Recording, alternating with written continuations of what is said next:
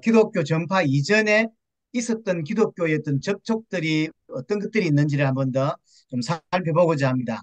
어, 예루살렘으로부터 성경이 이제 복음이 시작되어서 전 세계로 이게 흘러가게 되죠. 사도행전 8장에 보면 벌써 에티오피아에 복음이 증거되는 일이 나오지 않습니까? 아프리카에 복음이 증거되고 이제 바울을 통해서 중심으로 소아시아와 유럽에 뭐 지금은 다 그게 유럽이지만 유럽으로 복음이 가고요. 저희들이 그 에티오피아를 간 적이 있었는데 에티오피아 가니까 마태가 와서 복음을 전했다라는 기록들이 있다고 이야기를 하더라고요. 안드레는 그리스에서, 바돌로메는 터키에서, 제가 알기로 아르메니아에서 순교한 걸로 알고 있고요. 아시아 쪽으로 이야기하자면 도마가 인도에 와서 복음을 전했다라고 하는 기록들이 있습니다. 사실 뭐 공식적인 건 아니고 비공식적으로 그렇게 이제 이해를 하고 이번에 인도라든가 뭐 여러 이제 스리랑카도 그 이야기를 한다면서요. 그 도마가 우리에게 복음을 전해 주었다. 뭐 이런 이야기를 한다는 거죠. 근데 이것이 도마가 인도뿐만 아니라 중국에까지 왔고 이것이 한국의 신라에까지 왔다라고 하는 전설이 사실 있어요. 그걸 이제 뭐라 그러죠? 인도 가야 전도설이라는 말이 있는데, 근데 이제 뭐 좋은 의미긴 한데요. 그때가 사실 AD 60년, 70년 아무리 늦게 잡아도 80년 이전이거든요. 근데 80년 이전에 70년도에 인도 그 도마라고 하는 사도가 인도를 거쳐서 중국에 오고 그다음에 가야 이게 이제 어, 김해 쪽이죠. 그 와서 복음을 전할 수 있었는가? 상당히 제가 볼 때는 어려운 것이고요. 그래서 신학자들은 뭐 그냥 한국인들이 좋아하는 행복한 가설이다. 이렇게 이야기를 합니다.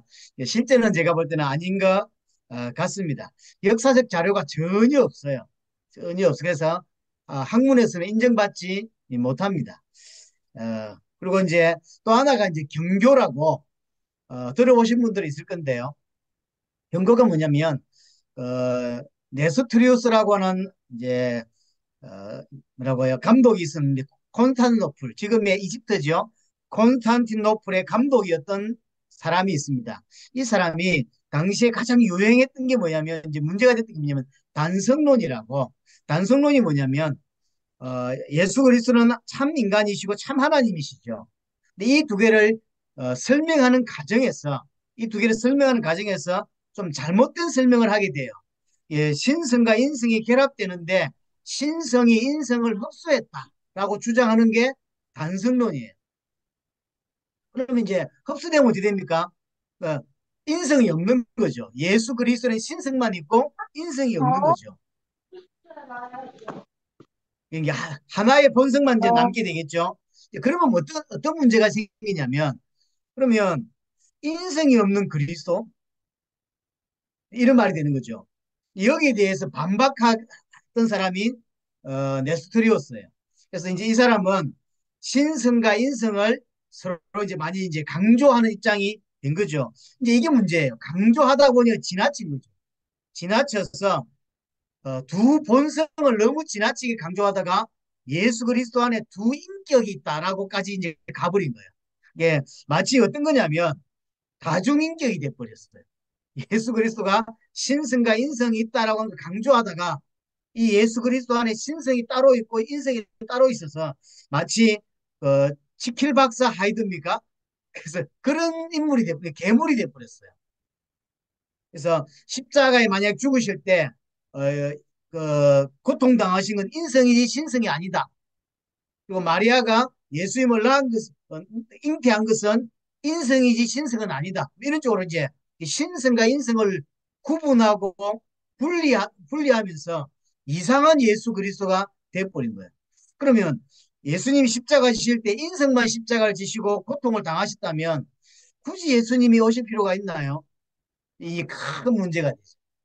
그래서 결국은 에베소 회의에서 이단으로 정죄를 받게 되는 인물이 이 네스토리였어요. 우리는 사실 어떻게 믿어야 되는 게 맞냐면 성육신하신 예수 그리스도 안에 신성과 인성이 온전히 가지고 계신 게 맞습니다. 그래서 참 완전하신 하나님, 완전한 인간. 하지만 그 신성과 인성 안에 한 인격 안에서 완전하게 연합되어 있다라고 믿는 거죠. 분명히 구분할 수 있어요. 하지만 분리할 수 없습니다. 마치 인간을 영혼이 있고 육체가 있는데 이것을 핀센터를 가지고 요거는 육체, 요거는 영혼 이렇게 분리할 수가 사실은 없어요. 근데 이제 네스트리우스는 단승론을 좀 대적하다 보니까 그런 오류를 범하게 되어서 이단으로 정죄를 받게 되어지고요. 감독직에서 제명이 되고 그래서 기독교에서 쫓겨나요. 그래서 이 사람이 어디에서 마지막 인생을 살게 되냐면 페르시아에서 살게 됩니다. 페르시아 에데사라고 하는 지역에서 이제 자신의 어떤 교리들을 설명하고 있어 교회도 세우고 신학교도 만들고 수도원을 세워서 그렇게 꽤나 30 몇 년 이상을 사역을 하다가 450년쯤에 이제 죽는 걸로 알고 있습니다. 중요한 게 이제 그 사람을 따르는 많은 사람들이 있었겠죠. 그걸 네스트리우스 파라 이렇게 부릅니다.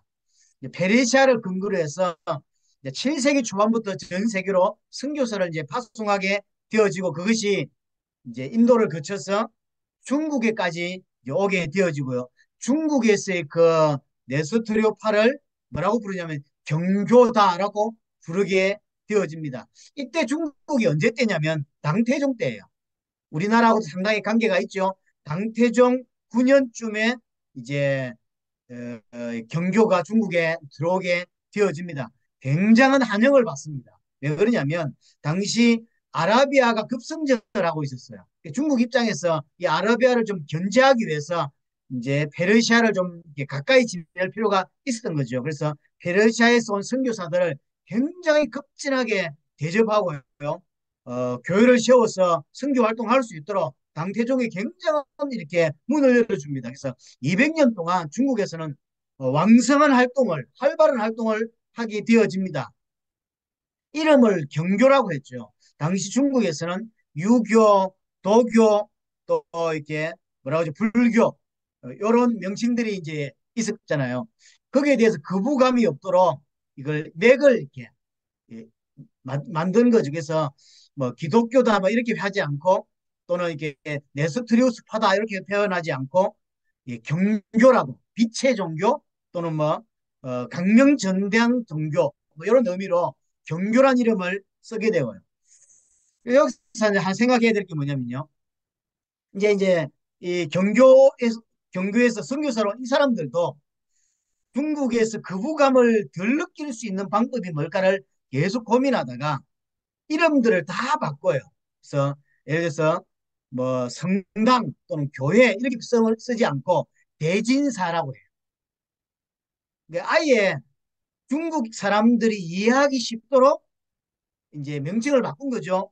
그래서 예배당도 대진사라고 그러고 성령을 현풍이라 그러고 기도를 수공덕이라 그러고 뭐 주교를 대덕이라 그러고 이런 식으로 목탁을 두드리면서 예배를 합니다. 그리고 이 신부 복장이라는 게 기본 복장이 있잖아. 그 복장을 다 버리고 그 불교 복장을 하고 머리를 빡빡 깎고 이제 선임처럼 복장을 하고요. 그렇게 이제 선교 활동을 해요. 제사를 와 보니까 제사를 중국은 지내거든요. 그래서 제사도 허용하고 이런 거죠. 이제 쉽게 말하면 한마디로 말하면 완전히 중국의 토착 종교가 되는 거죠. 토착 종교가.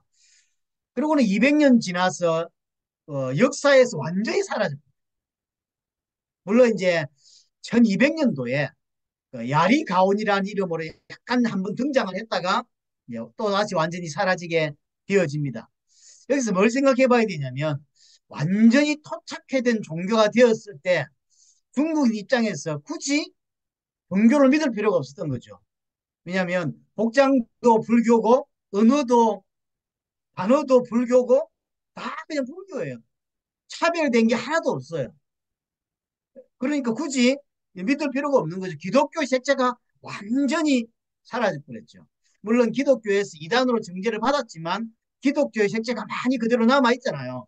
기독론에서의 문제를 일으킬 뿐이지 그런 나머지 부분들은 여전히 많이 기독교 색채를 가지고 있음에도 불구하고 200년이 지난 이후에 중국에서는 사실 기독교가 아닌 거죠. 우리는 세계복음화를 꿈꾸고 있는 입장에서 고민할 필요가 있습니다. 분명히 그 나라의 문화를 인정해주고 뭐 인정할 필요가 있습니다. 하지만 어디까지 인정하고 어디까지를 수용할 것인가에 대한 부분들. 제가 신학교를 갔을 때, 부산에서 신학교를 다닐 때 가장 이제 이슈가 됐던 것 중에 하나가, 어느 지역에 선교사를 어떤 선교사가 갔는데, 그 선교사가 갔을 때 가장 극진한 대답이 그 추장의 와이프와 하룻밤을 잔다는 거예요. 그걸 안 하면, 그 행사를 안 하면 뭘 할 수가 없는 거죠. 그게 이제 우리가 몇 시간 동안 토론했던, 성교학에서 토론했던 고신대 교수가 와서 우리 성교학을 가르쳤는데요. 그 교수가 와서 이제 던진 하두가 그거였어요. 이럴 때 그들의 문화를 수용해 줘야 되냐, 아니면 이걸 안 해야 되냐는 거죠. 제가 기억으로 정말로 몇 시간 동안요, 그 신학생들 몇십 명이 엄청난 토론을 했던 것 같아요. 여러분 어떻게 생각합니까? 문화를 인정해 줘야 되는 게 맞습니다. 하지만 어디까지 인정해 줘야 되느냐. 굉장히 어려운 부분이에요. 그때 제 기억으로는 부산에서 그 신학교에서 열띤 토론 중에서 꽤 많은 숫자는 그들이 원하는 대로 해줘야 된다. 자, 그들이 그럼 복음 받고 나서 그걸 어떻게 이해할까요? 복음 받게 하기 위해서 지혜를 쓴다고 하는 게 결국은 나중에 문을 다 막는 일이 벌어진다니까요. 사실은 고민해야 될 게 분명히 있다고 생각합니다. 여하튼 200년 동안 상당한 많은 활동을 했던 경교가 하루아침에 일시가 사라집니다. 그게 이제 중국에서의 경교입니다. 자, 당태종 때 그럼 조선에서는 그 한국은 어떤 때였냐면 통일신라 때예요. 통일신라 때는 그 정책 자체가 당나라하고 굉장히 가까웠습니다. 친당 정책이었고요. 상당한 많은 유학들을 갖고요. 또 당과 상당히 교류가 많았습니다. 그래서 이제 뭘 주장하냐면, 아니 중국에서 200년 가까이 그렇게 왕성했던 경교였기 때문에 신라였기 때문에 한국은 이게 분명히 교류가 됐을 거다. 그래서 사실 기독교 복음이 완전하지는 않지만 경교가 한국에 분명히 증거됐다라고 많은 사람들이 주장을 하는 거죠. 통일신라 때니까 막 AD 600년 또 700년 때잖아요.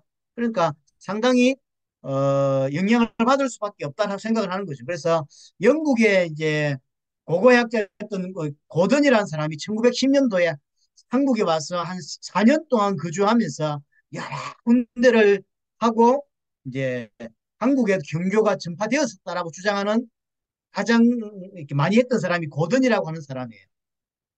예를 들어서 이제 이렇게 십자가 모양의 어떤 모양 뭐 이런 거 하나 보여드리면, 요것 때문에 제가, 예, 어디 갔나요? 예, 요런 모양이죠. 이제 이게 십자가 모양의 이렇게 이런 이렇게 경주 불국사에서 나왔던 거고요. 또 전남에도 그 대흥사에서 나온 구리 십자가가 있어요. 그것도 어 비슷한 이런 모양들, 이게 경주가 전파됐었다는 뜻이다라고 하는. 또 오른쪽에 있는 이게 성모 마리아상, 이게 신라 때 어떤 작품인데 이게 성모 마리아라고 주장을 하는 거죠. 전 잘 모르겠는데 이게 성모 마리아 상인지 잘 모르겠는데, 이제 한국에서는 이제 김양선 교수라고 하는 분이, 숭실대학교의 김양선 교수나 아니면 오윤태 박사라고 이런 분들이 이제 이런 자료들은 이제 숭실대학교에서 지금 현재 숭실대학교 안에 기독교관이 있는 것 같아요. 거기서 이렇게 볼 수 있는 장면들입니다. 하여튼 한국에 꽤나 경주가 이렇게 전파되었다, 예수 그리스도가 전파되었다라고 주장하는 분들이 있습니다. 하지만 이런 십자가 모양의 돌 몇 개가 경주 불국사에서 나오고, 또 전남의 대흥사에서 구리로 된 십자가 모양이 나왔다고 해서 이것이 정말로 기독교가 전파되었냐라고 보기는 제가 볼 때는 어렵습니다. 그래서 학계에서 인정받지는 않습니다. 이제 이해될 수 있는 건 당나라 때이기 때문에, 동인신라 때이기 때문에 상당한 교류가 많았어요. 상당한 유학생들도 많이 갔고 또 친당 정책을 폈기 때문에 영향을 받을 수는 있었겠다라고 싶지만, 실제로 한국에 실제로 증거됐냐라고 하는 것은 또 다른 문제라고 생각이 사실 들어집니다. 여하튼 어, 공식적으로는 이제 기독교 안에서 또 천주교 안에서도요. 공식적으로는 한국의 경교가 전파되지 않았다라고 생각을 합니다. 도마, 도마가 가야에 왔다. 또 경교가 중국에 왔던 경교가 한국에 들어왔었다라고 하는 주장은 뭐 충분히 펼 수는 있지만 인정받고 있지는 않다고 하는 사실이죠. 오늘 중요한 것 중에 이제 하나가 천주교인데요. 기독교가 전파되기 전에 우리는 먼저 천주교를 조선은 천주교를 접하게 되어집니다. 로마 가톨릭은 동양 쪽 아시아 쪽 선교를 언제쯤부터 시작하냐면 13세기 때부터예요. 그러다가 이제 본격적으로 일본과 중국으로 또 인도로 향하여 아주 본격적으로 들어온 건 16세기 이후입니다. 16세기에 1517년에 종교개혁이 일어나고 종교개혁 이후에 이제 천주교 안에서도 뭐랄까요? 정화 운동들이 좀 일어납니다.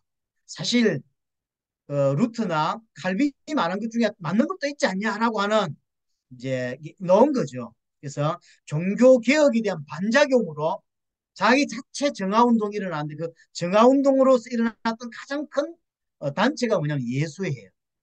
들어보셨죠? 뭐 교회를 좀 다니신 분들, 역사 공부를 조금 하신 분들은 아시죠? 로욜라라고 하는 사람을 중심으로 해서 세워졌던 예수회라고 하는 게 세워지고 그 예수회에서 16세기 부터 해서 전 세계로 선교사를 이제 파송하게 되어집니다. 그 로욜라와 함께 예수회를 이렇게 창설했던 인물 중에 하나가 사비에르라고 하는 인물인데 이 사비에르가 인도로 가서 인도의 고아라고 하는 지역에 가서 선교 활동을 펼치는데 병원을 세워서 선교 활동을 펼치는데요. 한 8년 동안 선교 활동을 하면서 10만 명 넘는 사람들이 세례를 받아요. 상당한 일이죠. 그러고는 이 사비에르가 일본으로 넘어옵니다.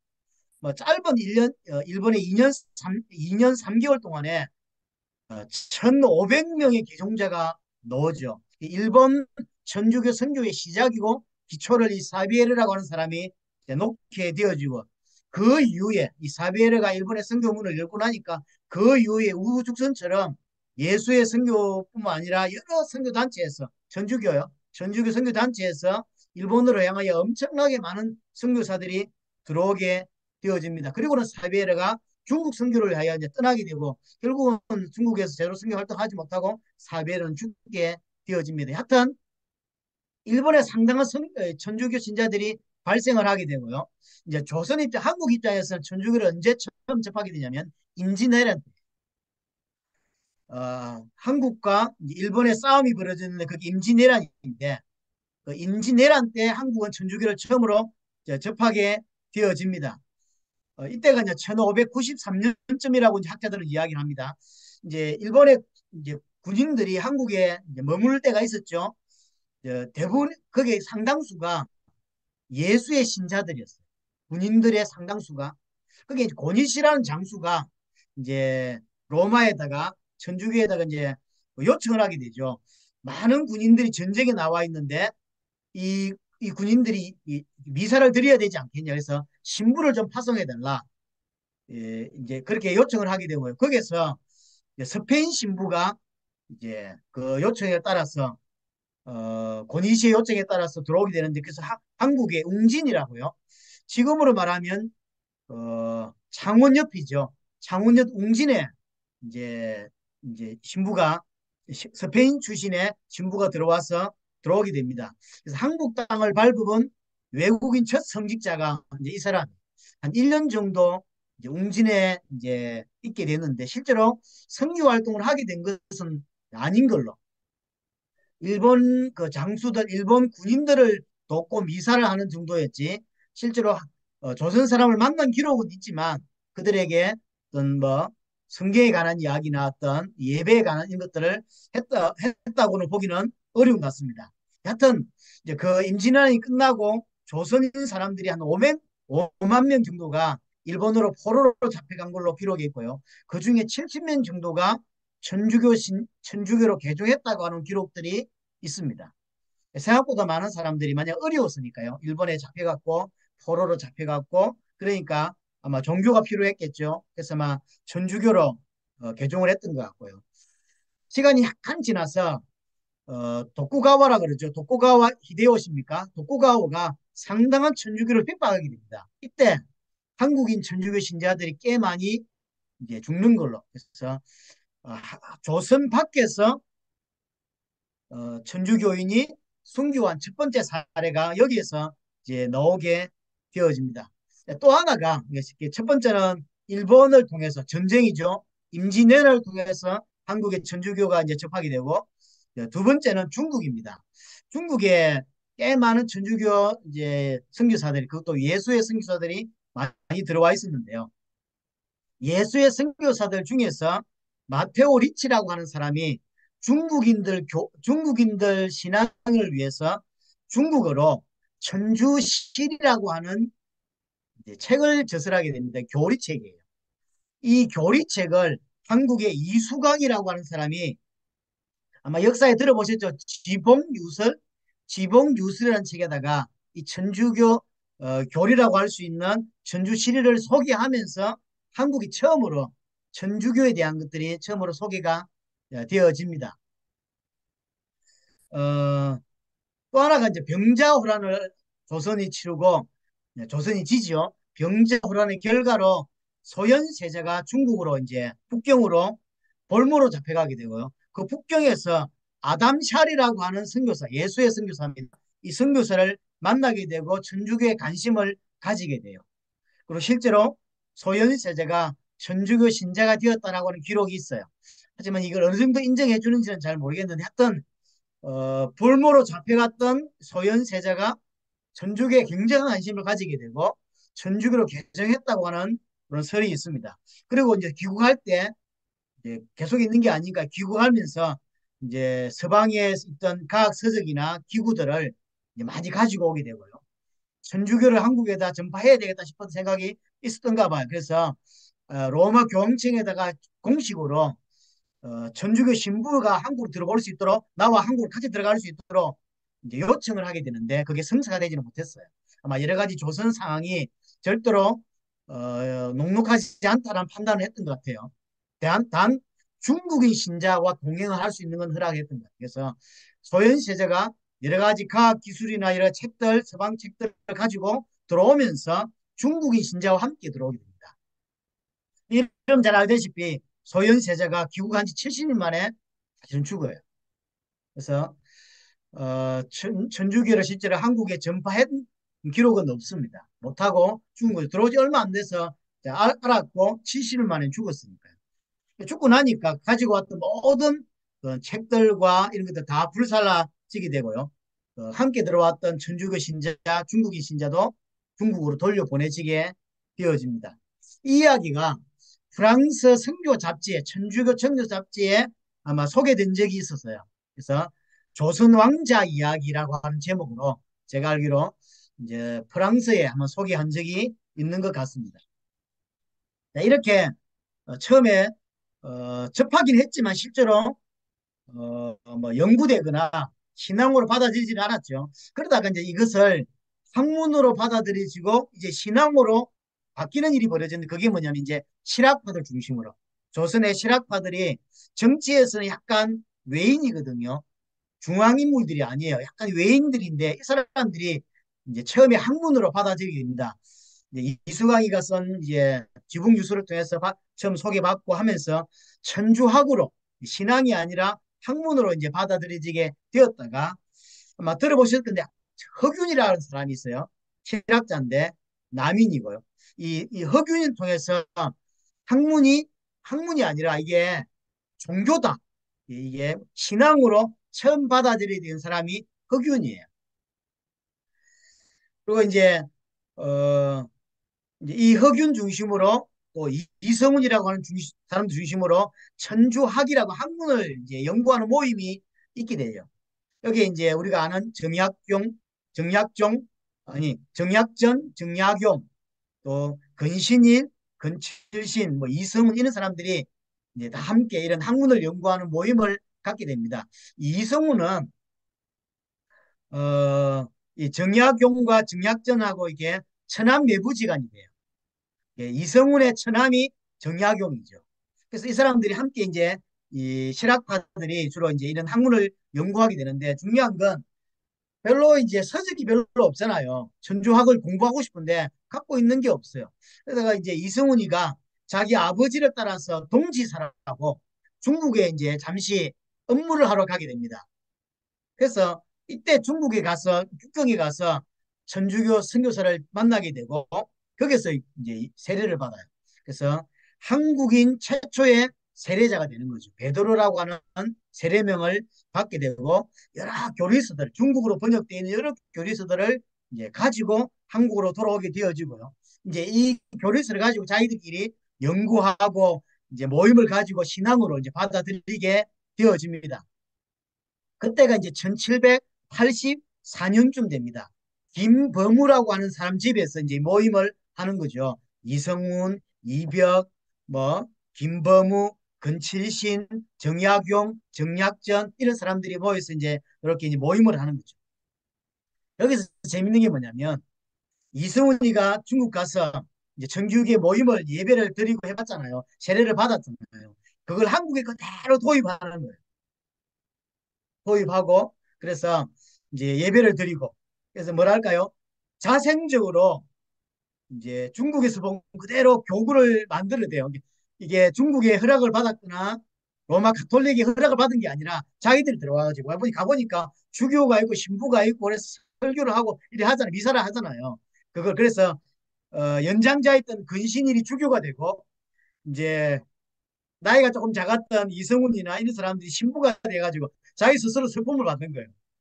이게 나중에 이게 잘못됐다는 걸 나중에 알게 돼요. 시간이 2년, 3년 지난 이후에 아, 이게 잘못된 이거 우리가 스스로 세례를 주고 이렇게 하면 안 되는구나. 그때서 그래서 자기들끼리요 미사도 하고 세례도 주고 그다음에 그 뭐라 그러죠 구회 성사도 받고 하여튼 자기들끼리 니는 주교하고 나는 신부할게 이래가지고 자기들끼리 근데 얼마나 놀랍냐면 그렇게 1년 동안 했는데요 신자가 몇천 명이 된 거예요. 신부 한 사람 없고 공식적인 신부요. 비공식적 자기들끼리 신부가 됐지만 공식적인 신부 한 사람 없고 주교 한 사람이 없는데 자생적으로 했는데 어, 예, 공식적으로 주무무 신부라고 중국에서 진짜 신부가 들어왔을 때 한국에는 영세를 받은 세례를 받은 사람이 1,000명이 넘었고 신자들은 천주교 신자가 4,000명이 넘었었어요. 자생적인 거죠. 그런 일들이 이제 한국에 조선에 이제 일어나게 된 거죠. 그러다가 이제 문제 하나가 발생이 1785년에 정조 때입니다. 정조 9년에 김범의 집에서 그런 종교 행사를 하고 있잖아요. 천주교 행사를 하고 있는데 지나가던 이제 간원이 아마 포도청이나 이런 간원인 것 같아요. 간원이 그 종교 행사를 처음으로 보게 된 거예요. 처음에는 이게 노름하는 줄 알았대요. 노름하는 줄 알고 들어가 급습해서 잡은 거예요. 근데 이게 노름이 아니라 종교 행사였던 거죠. 그래서 이것이 조선이라고는 정부 안에서 공식적으로 천주교였던 종교로 이제 실체가 드러난 첫 번째 사건이 되어집니다. 근데 대부분은 양반 출신들이에요. 근신일도 그렇고 근치신도 그렇고 정약용, 이성의 사람들이 다 양반이라 그래서 잡혀봤다가 바로 방면이 돼요. 하지만 역관 출신이었던 김범우는 역관이라 옛날이나 지금이나 백 없으니까요 당하는 거죠. 이 김범우는 역관 출신이거든. 백이 별로 없어. 그러니까 곤장을 100대를 맞고 지금의 밀양으로 이제 유배를 보내죠. 이상한 거 숨긴다고. 결국 그 곤장 100대가 제대로 아물지를 못했는가 봐요. 2년 후에 37살 나이로 이제 병사를 하게 됩니다. 조선인 천주교 최초의 이제 선교자가 사실은 이제 나오게 됩니다. 이걸 이제 을사추조 적발 사건이다. 을사년도에 적발한 사건이다. 그래서 을사추조 적발 사건이라고 이름하고요. 나중에 김범우의 집에서 그 천주교 모임을 가졌잖아요. 그래서 그걸 기념해서 첫 선교자의 기념해서 김범우의 집에다가 이제 성당을 세웠는데 그 성당이 명동성당이에요. 여러분들 아마 가보셨을 건데 저도 몇 번을 가본 적이 있는데요. 그 서울에 있는 그 명동성당이 김범우의 집에서 모였던 거기서 기념해서 1898년, 1900년이 거의 다 돼서 지었죠. 그러니까 이제 그 명동성당은 굳이 따지자면 지금으로 말하면 뭐 백몇십 년이 넘은 건물인 거죠. 물론 보수공사를 많이 하긴 했지만 그 이후에 이제 여러 번의 아주 극심한 박해가 전주교에 있게 됩니다. 첫 번째 박해가 신해 박해인데요. 신해 연대에 있었던 진산 사건이라 이렇게 보기도 합니다. 이게 어떤 종교가 어떤 나라에 들어가면 어느 시간이 지나면 사실은 상당한 갈등이 올 수밖에 없죠. 왜냐하면 문화가 다르니까. 그래서 조선은 기본적으로 유교 바탕이고 제사를 지내고 이런 여러 가지 있다 보니까 사실 이제 부딪힐 수밖에 없는 게 분명히 일어나게 되죠. 이제 김부모가 순교가 나서 이제 이벽이라든가 그 당시 양반 가문들은 결국 이제 교회를 이탈하게 되거든요. 예, 언제 핍박이 있으니까 이제 집안에서 가만히 있지 않죠. 이상한 거 숨긴다고 가만히 있겠어요. 나라에서도 가만히 있고 친척들도 가만히 안 있고 그래서 어쩔 수 없이 이제 배교라고 하는데 뭐 배교라고 해야 될지 아니면 잠시 교회를 떠났다고 해야 될지 모르지만 하여튼 이 양반 출신들은 이제 교회를 잠시 떠나게 되고요. 이벽이라는 사람이 이것 때문에 자기가 신앙을 지키지 못하고 배교했다고 하는 그 죄책감 때문에 결국은 병이 들었고 1년 만에 33살에 병사를 하게 되어집니다. 그러다가 정조 15년에 이제 천주 교인 윤지충과 근상이라는 사람이 체포가 되어서 천주교를 믿는다는 이유로 참수형을 받는 사건이 터져요. 그게 이제 신의 박해 또는 진산 사건이라고 하는 거예요. 어떤 거냐면 신앙을 가지다 보니까 우리가 하고 있던 이게 조상 제사 생일 때 하고 추석 때 하고 하는 조상 제사가 우상 숭배다라고 깨달아진 거예요. 이게 잘못된 거구나.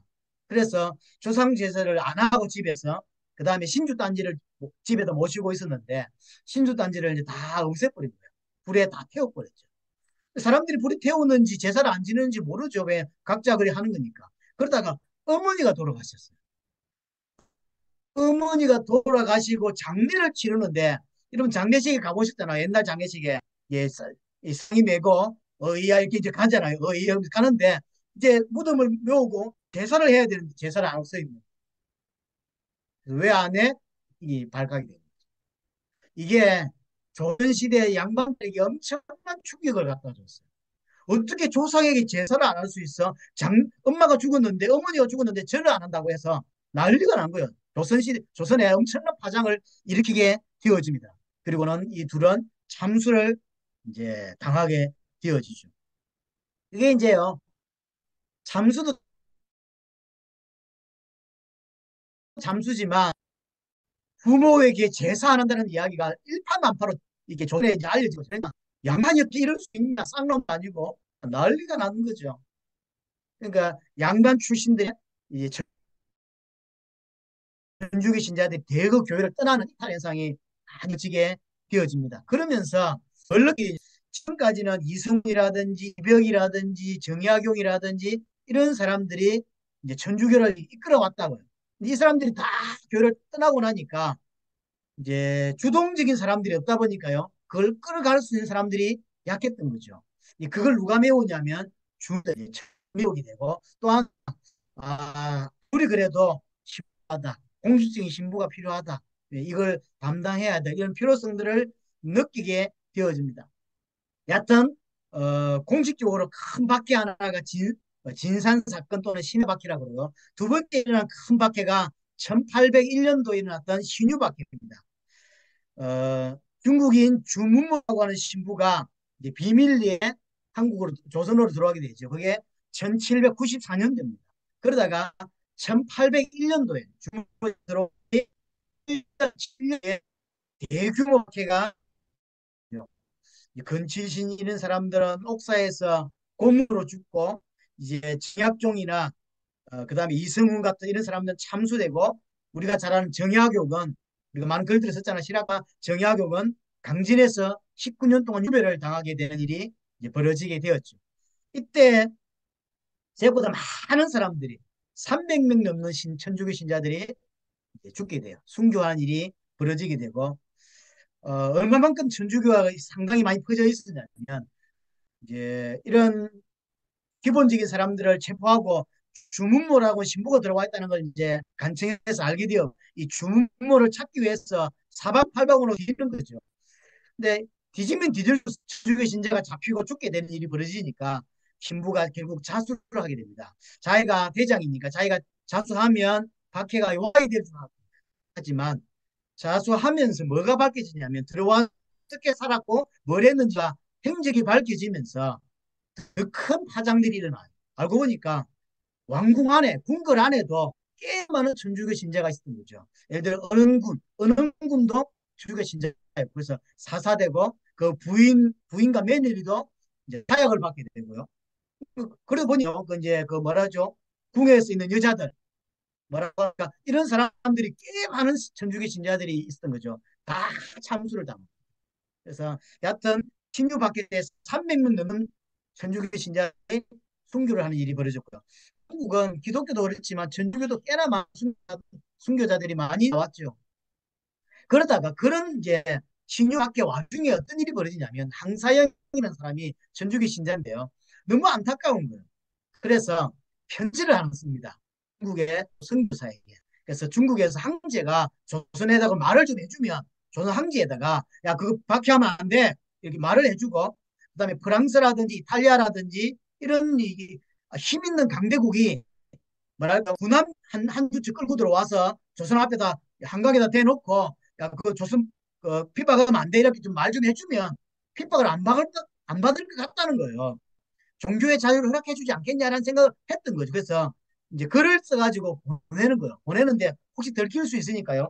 옷자락에다가 이제 넣었는데 그게 발각이 돼요. 그걸 항사형 백서라고 이야기를 합니다.